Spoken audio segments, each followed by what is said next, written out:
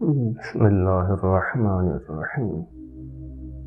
کبھی آپ نے سوچا ہے کہ بعض اوقات حق پر ہونے کے باوجود انسان خاموش کیوں رہتا ہے؟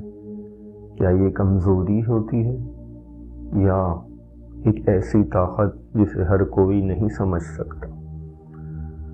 آج ہم ایسے لمحے کی بات کریں گے جہاں آواز اٹھانا آسان تھا لیکن خاموش رہنا زیادہ مشکل۔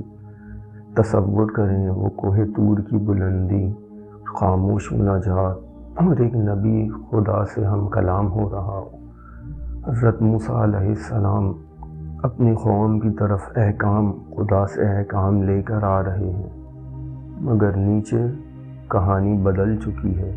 وہی لوگ جنہوں نے معجزے دیکھے تھے آج ایک بچھڑے کے سامنے جھکے ہوئے ہیں۔ یہ دیکھ کر حضرت موسیٰ کو شدید غصہ آتا ہے، اپنے بھائی ہارون کی طرف متوجہ ہوتے ہیں، فرماتے ہیں جب تم نے انہیں گمراہ ہوتے دیکھا تو انہیں روکا کیوں نہیں؟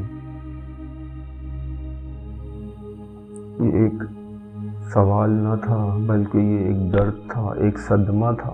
ہارون علیہ السلام جواب دیتے ہیں، مجھے ڈر تھا کہ کہیں آپ یہ نہ کہیں کہ تم نے میری قوم میں تفرقہ ڈال دیا اور میری بات کی لاج نہ رکھی۔ یہاں ایک غلط فہمی پیدا ہو سکتی ہے، کیا حضرت ہارون علیہ السلام نے اتحاد کو توحید پر ترجیح دی؟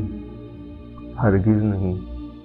وہ خاموش نہ تھے، انہوں نے شرک کے خلاف آواز اٹھائی، یہاں تک کہ انہیں اپنی جان کا خطرہ لاحق ہو گیا۔ سورہ اعراف میں یہ بیان ہوا ہے حضرت ہارون کا قول کہ آپ فرماتے ہیں میری قوم نے مجھے کمزور کر دیا، قریب تھا کہ مجھے قتل کر دیں۔ یہاں وہ مرحلہ تھا کہ انہوں نے ایک اور خطرہ دیکھا کہ اگر قوم اندر سے ٹوٹ گئی تو باہر کے دشمن اس پر حملہ کر کے اسے ختم کر دیں گے۔